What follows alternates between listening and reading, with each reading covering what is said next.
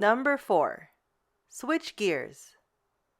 To move away from the temptation of multitasking, I challenge you to use a method I call switching gears.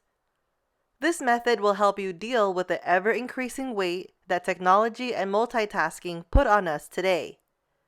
Switching gears is a tool in which you focus on one thing at a time instead of multitasking, giving one thing at a time your full and undivided attention. That's it. Then, when you are finished, and only when you are finished, switch gears to something else and give that your full and undivided attention. No matter how much time you spend on each gear or how important that gear is, give it your undivided attention. One gear might be about finance in a meeting. The next gear might be a phone call about distribution. Another gear after the finance and distribution meeting might be a discussion of hiring or human resources or a deadline coming up. All of these gear changes are essential, and creativity is the oil that lubricates the machine. How? Creativity results from focusing on one thing at a time. Changing gears allows you to concentrate on the item in front of you exclusively. Without trying to multitask, you will allow the creative mind to balance the analytical and therefore allow creative solutions to emerge. Number 5. Do something uncomfortable today. Allow yourself to enter a situation in which you force yourself outside of your comfort zone. Do this today! Whether it is at a work meeting or a social event, step out of your comfort zone once in a while and take a risk. Force yourself to stick your neck out for something new and different. You will notice that doing this will result in an unexpected and creative view that pushes you out of the familiar and into the unknown. In this view, you will find a new and different creative way of seeing things. Why? You are literally forcing yourself to step outside of what is comfortable and predictable for you. It's different for everyone, and what works for you may not work for someone else.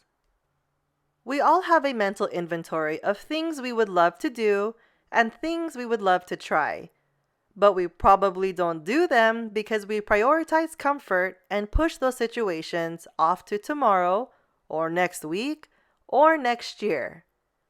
Stop that now and start to do these things today. The mental inventory we carry around with us is chock full of ideas we want to try or things we want to do. That is our primordial creativity trying to get out into the world. Get out there and listen to it, and do it now. Not tomorrow, not next week, or next year. Today. Number 6. Realize tech is fleeting, creativity lasts forever. I studied music as an undergraduate, and to this day, I remember a very important lesson I learned about harmonic theory in a piano class. The theory states that each note played on a piano or any other instrument lasts forever.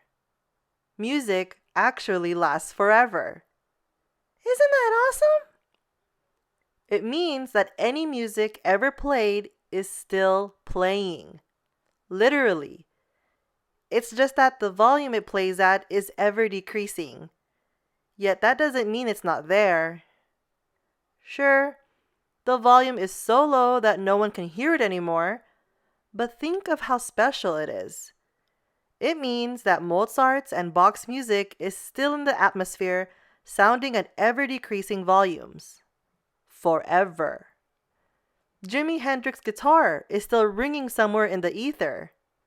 Isn't that something? Before I lose you, let me tie this back to our discussion. The work you generate by using your creative tools is just like the harmonic theory. Because it involves creativity, it will last forever! The lives you touch from the product or service you create by using creative principles will live on forever. Don't rely on machines that are analytical code instructions that force us into predictable, boring patterns. Rely on yourself and creativity for so much more. We can give our careers and companies meaning by understanding that the creative principles we are beginning to practice live on forever. How powerful is the line supervisor at a shop that makes door thresholds when she knows that one of her products will deeply touch a buyer in a way she can't possibly imagine? She will never get a thank you card in the mail or an online review of how this product was special, but it will happen. How powerful is your career as a delivery person, knowing that one of your deliveries will change a person's life forever? And how powerful is a company that makes patio umbrellas for restaurants, knowing that at some restaurant at some point in time under the shade of your product will be an epic family reunion 30 years in the making? We seldom will ever know these things, and the fact that we cannot hear it, as in the harmonic theory, doesn't mean it doesn't exist. Creativity forces us to realize that there is not a direct connection between our actions and the results. We have to believe and trust creatively that they are occurring.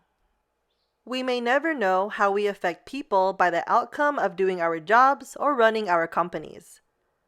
But creatively thinking about our jobs and companies just might create amazing connections.